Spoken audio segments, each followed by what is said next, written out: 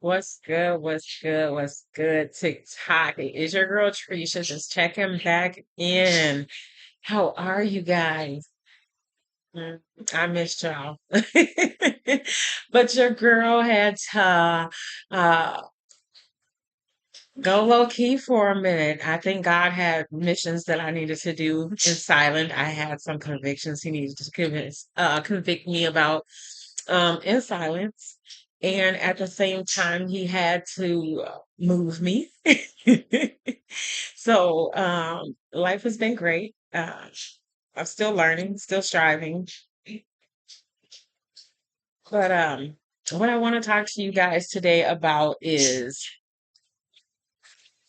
being chosen in exile.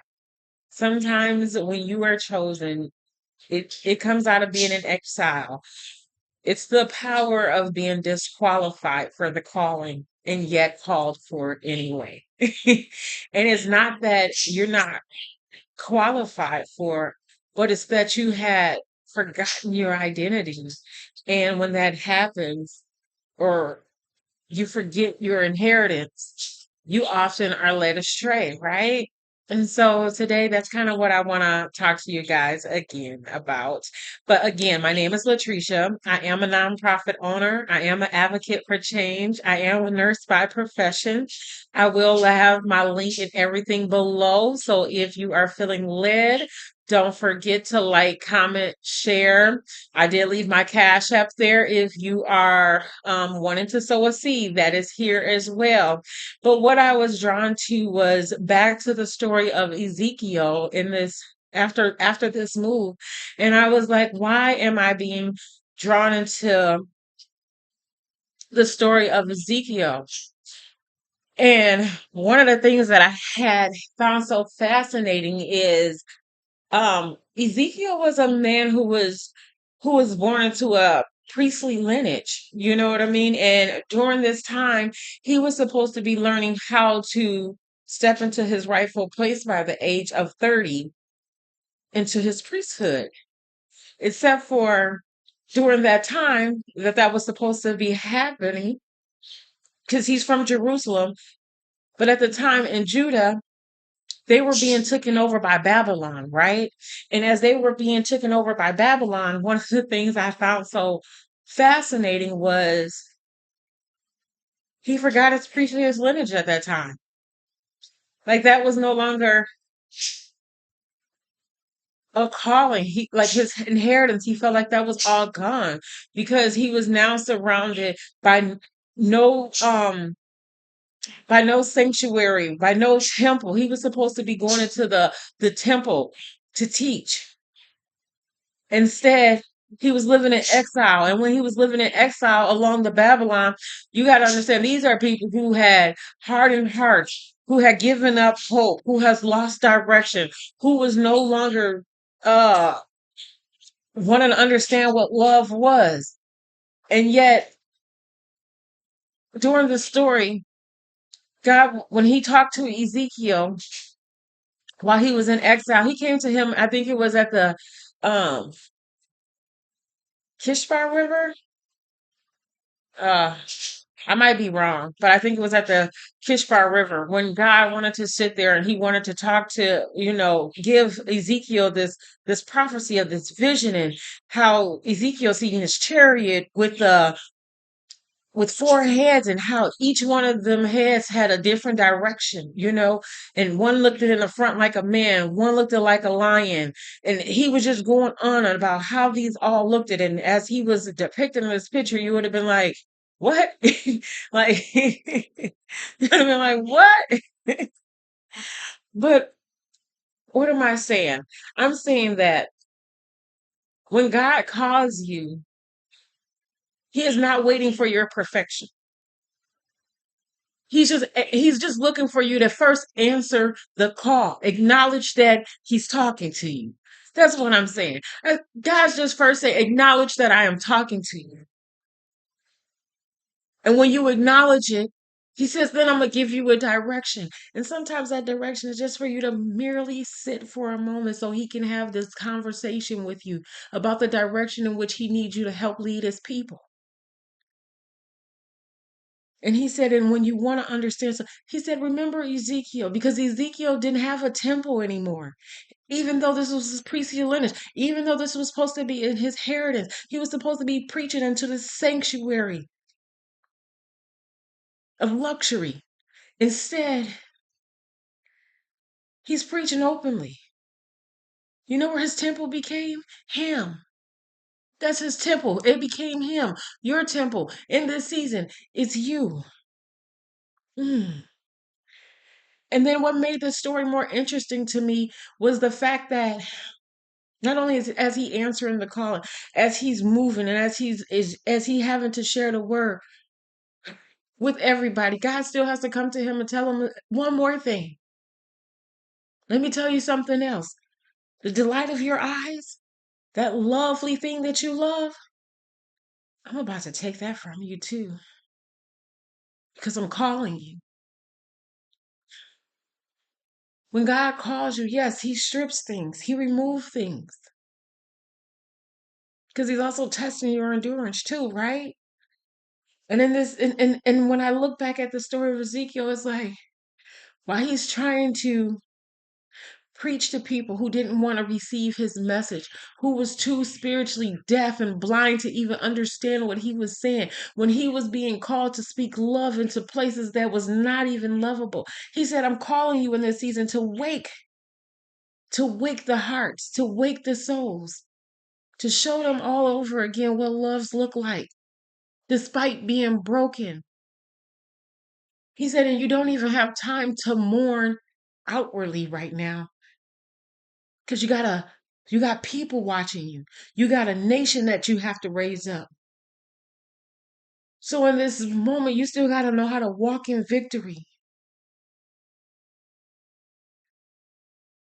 And when I was reading over this of Ezekiel, one of the things I had asked him, I said, show me why you wanted me to understand this, right? And what he told me was, you move before the shift because time doesn't bend the same. You speak without words because the soul doesn't need sound to be understood. And the reason you don't remember your dreams is because you live wide awake in a world that is still asleep. You're not here to fix people. You're here to remind them of who they are, to call them back home to love, to truth, to themselves. So don't be afraid to rise. Your rising doesn't make others smaller. It makes you visible to those still searching for a way out of their own storm. And I said, what? He said, yeah, the stories that you have to tell people of how you put yourself on clearance, how you doubted who you were, how you were green in some areas, how you were dumb in some areas, despite being educated, despite being smart. He said, you're not doing this just to humiliate yourself. He said, you're doing it because the world is asleep. He said, baby, look outside, they're asleep. He said, sometimes it's a matter of somebody holding up that mirror and letting them know that they're not alone. He said, can you be a mirror in this season for someone else? And not every mirror is pretty. He said, do you remember like sometimes when you go stand in the mirror and you look at the outfit, you go, oh, this ain't cute. And you look at something else, you're like, oh, I'm a little big here, I'm a little this. And then you want to try to figure out, do I work on these things or do I hide it with a new outfit? And he said in this season, he said, baby, these mirrors, we gotta hold up these mirrors to each other. And not every mirror that's gonna be held up is pretty. He said, not when you're trying to wake up a nation. And he was headed, and then in the story, he took, when God was talking to Ezekiel, he said, look at all of these. It was a whole pile of bones. He said, look at them. He asked him, do you believe that dry bones can live? So Ezekiel, to speak to him in this season, the bones that are connected to you. God says, speak to them. He said, this is your manifesting season for you to create your fruit. He says, speak to it. Command what you want in this season. He said, command it. Ezekiel spoke to those bones, and what he realizes, he was just raised up a nation speaking to dry bones. Imagine what you're going to wake up when you speak to what you need to speak to. Mm. He said his glory is attached to that. He said, you got to understand what the Ezekiel was taken into exile because God people was conquered. Ooh. He said, but like Ezekiel, you got to be able to know how to be raised up despite the odds, despite them. He said Ezekiel wasn't in ideal conditions when he had to have him speak the word. He said at the time when he was telling Ezekiel to preach love, to talk about surrenderance and understanding and forgiveness and letting him know when it was going to be a time to fight and not, he said this was at a time where nobody wanted to hear that. When they were too busy running around um, surrounded by their own trauma. He's in a foreign land. He said nobody wanted to hear that. I'm sorry, y'all. I got a little piece on this nail. I'm just playing with it at the same time. But he said nobody wanted to hear that at the time. He said one of the things we have to remember is right now, you have to understand you were not raised for perfection. You were raised up through your pain. Your pain. That's what you were raised up from. And so when you were, and you have to understand, you weren't just sitting here to soften everybody's heart. No, that's too big of a price when they have to know how to do their own surrenderance to God. He said, but you are here and you are being called in this season to wake the sleep. He said, you got to wake up. He said, you got to wake up the sleep. He said, and you don't need a pulpit to do it. He said, because right now, for a lot of us, our life is the platform. hmm And I told y'all before one of my videos in this season, he said, you got to give people these grand views. People need a grand view of what it's going to look like to walk out God's grace, to walk out God's calling. He said, and not for everybody. It's not going to be tasteful to them. Why? Because sometimes in people's story, you have to be okay with being the villain. You have to be okay with knowing how to still push against the odds. Yeah. He said in this season, you're pushing against the odds. He said, because one thing he told us is that when you find your pattern in this life of what you're called to disrupt, he will tell you to go disrupt it. And no, it's not going to be pleasing in everybody's eye, especially if you weren't the people pick, baby. It's not going to be pleasing. He said, but you suffered loss. For a lot of us, you suffered loss in your life. And it was amazing that you can still speak life into others. He said, despite all the stuff that you went through, despite you could have had a hardened heart in this moment, he said, you still chose to speak life and love into other people. He said, that doesn't come easy.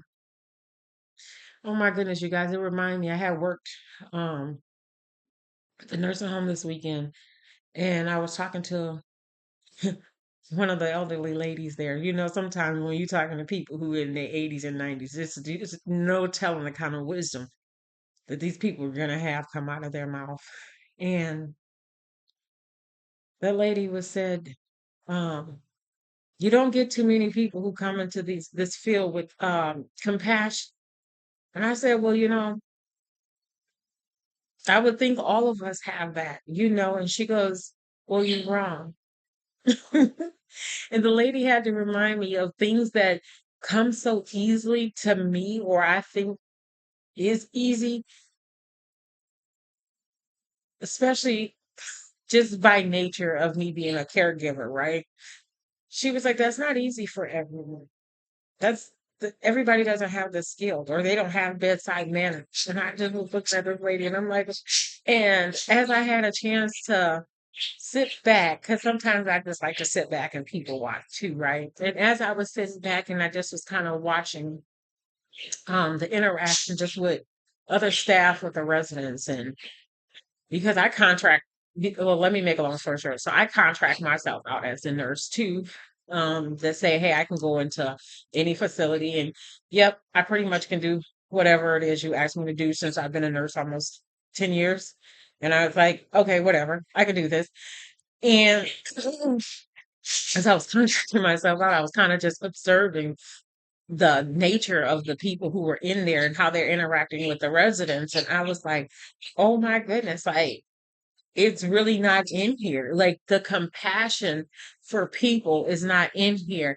And I'm watching this on this smaller scale inside of a nursing home, right? Can you imagine the massive scale that is happening just in the world,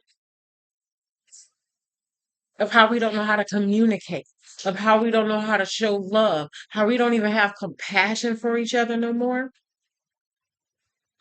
And in this season, when he was like, sometimes you have to understand that because you feel so deeply, it does not mean that it is weakness. He said it's not weakness.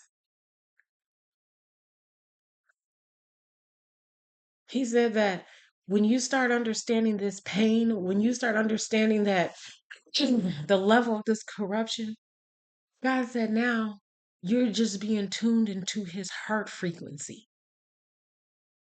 You're being tuned into it. He said, and right now, while you're tuning, while you're fixing your radio dial, you just fixing it, you tuning it up right now to get the right frequency. He said, this is the moment where you gotta exercise his glory. You gotta exercise his action plans that he put inside of you. And no, yours is not the same as mine. But he said, as one, he said,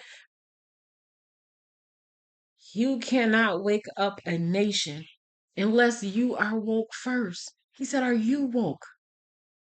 'Cause you can't wake something if you sleep. Ooh. He said, in this season, not only is he moving you, not only is he excelling you, he said he has to make sure that you are staying awake to move the nation.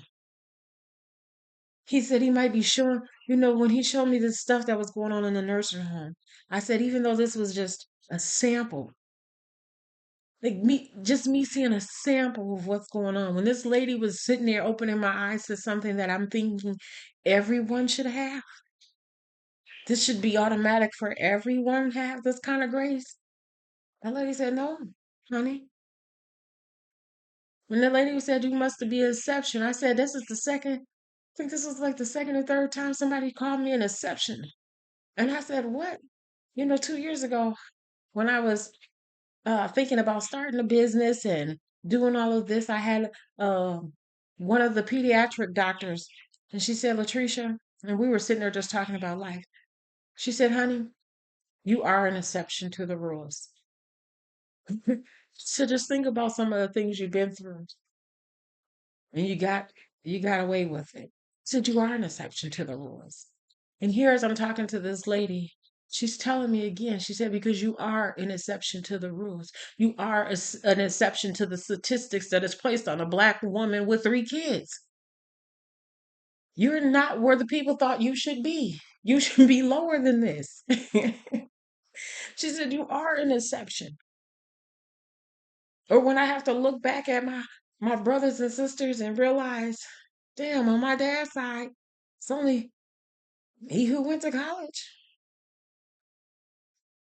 And I'm thinking, this man got like 15 kids. And when you start looking back at just looking back at life and you start looking at the story of Ezekiel, you would start understanding that your calling is just divinely marked for you. This is a divine calling that you have to step up to the plate and understand it is not ideal. This is not going to be ideal conditions to carry this divine call. This is not, it's not. He said, this is why he told you to step all the way into the spirit. He said, this is why this is such a spiritual calling. This is so important for you to stay in the spirit. He said, this is the same reason he says, so important for you to keep a soft heart. He said, this is why a lot of us, he had to give us this transplant. And I talked to you guys about that too. When he said he had to give us a transplant of our heart. I want to be able to tell you exactly what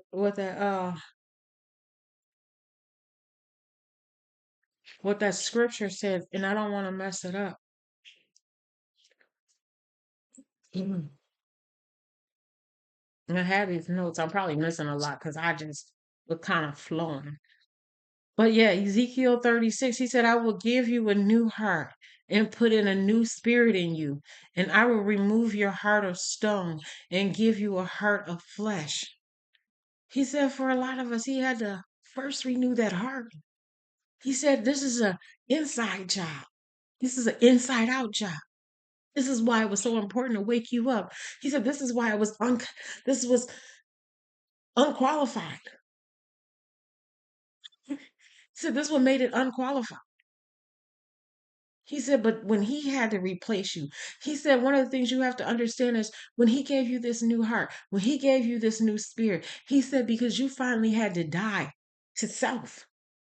He said, when you finally died to self, you have to understand when you emerge as a new creature, you emerged as Jesus.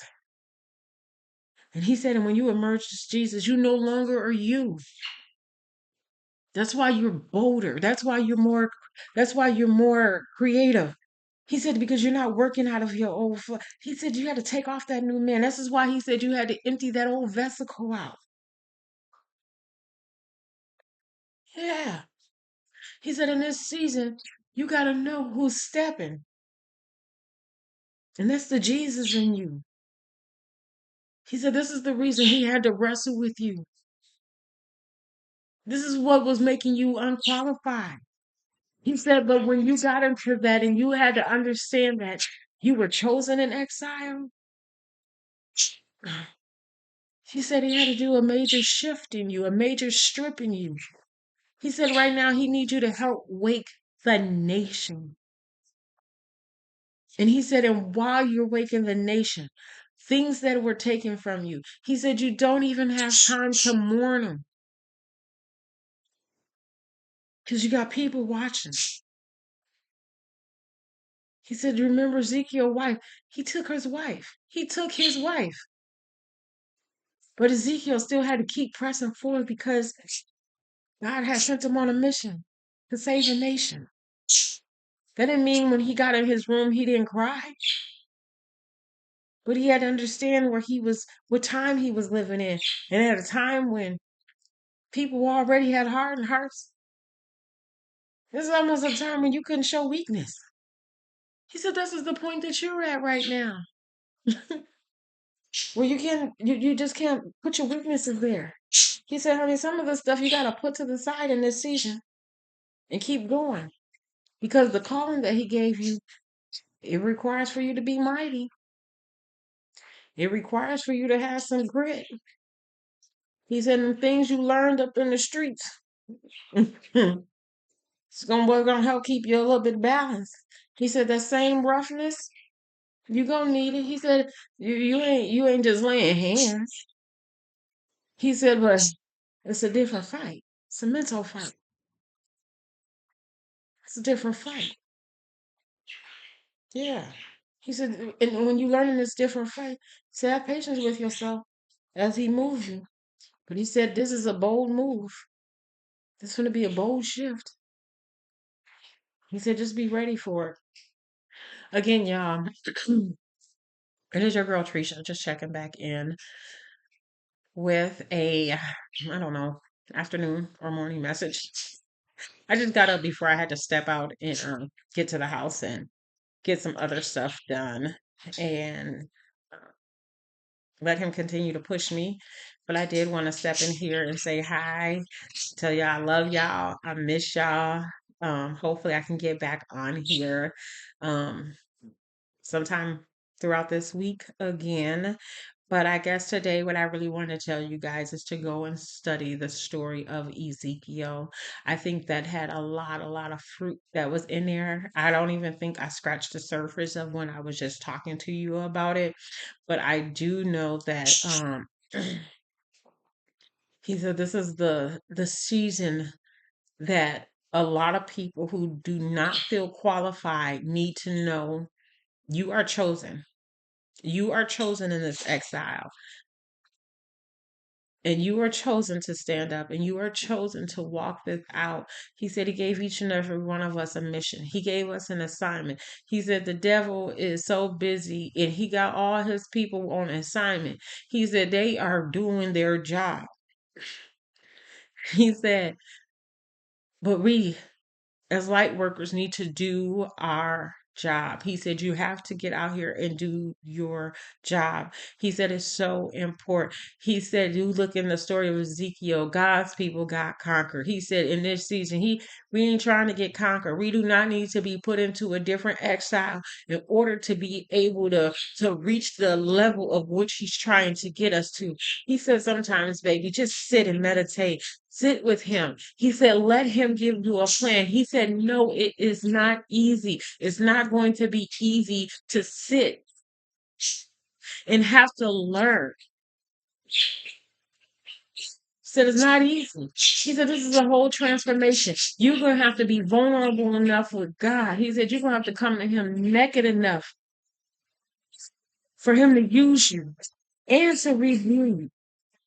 He said, and know when he rebuilds you, it's not to disqualify you. He said, I'm rebuilding you because I know what's in you. God said right now he knows what's in you. He said when you sit with him, he's just waking you up to what's in you. He said, let him shock you in this season to show you you. He said it's going to be so undeniable that you didn't even know this was in you. Or you was afraid of who this person was going to be because that person's mightier than you. So that's the beauty of this. That's the beauty of this unqualified calling. Because you're so afraid of the same thing. So, but when you partner with him, he takes that fear away. God said, let him be your mirror. Let him hold himself into you. And you look back at him. He said, in this season, he's calling you to be his mirror. He said, let him reflect in you so you can reflect into others in this season. It's your girl Trisha just checking back in. Again, my description, everything is below. If y'all are feeling led, tap in, holler at your girl. Um, just still trying to make me some moves and stay active out here. Uh, right now, I think I done threw my weight into heavy territory, and so I guess in this season, he said, he said, sink or swim. I said, I got you. I don't know what that means. He's telling me to boss up. So what I'm saying is he telling y'all boss up in this season. He said he already done did it. You already doing the shift. He said it. Continue. All right, y'all. I love y'all. Y'all take care of each other. And remember, if you see your brother or sister crown tipping, help them fix it. You ain't gotta tell them you're fixing it. Help them fix it in this season. Yeah. Y'all gotta remember we are all we got, mankind. When this is done, be done. Boom. That's it. So y'all got to be able to know how to love on each other, help each other. The calling that's on you it ain't gonna be easy. But when you are partnering with your brother and sister for the good, oh, you got a shoulder to lean on. You got somebody to help you up when you feeling a little weak. He told you where two or three are gathered in his name. There he is also. He said, this is the reason he's gathering. Ooh. He said, just, is you part of the team or not? He said, in this season, is you part of the team or not? Mm, that's what he said. I love y'all. Y'all take care of each other. Boss up.